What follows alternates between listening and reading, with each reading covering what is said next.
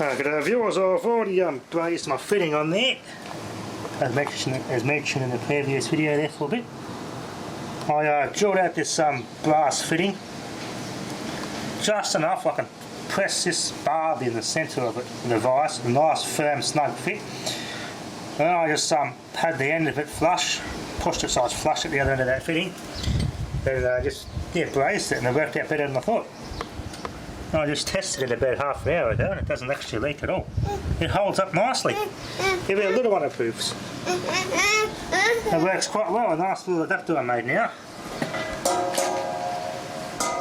Might have to do it more often.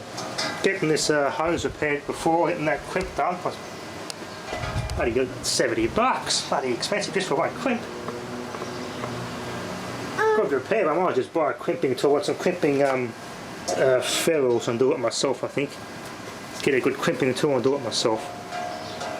There's a couple of hoses I want done because the local bloody NZ just charge way too much for their bloody services anyway. Even pressure gauges, I want $1 million for a pressure gauge. I can just buy them off eBay for something like this. I've had dealings with them and other things like that to get things on them in the past, so just when I just go eBay. I've often bought them just as good or better for a much better price off eBay than go on there. And it's actually worked out quite well. Nice and stiff.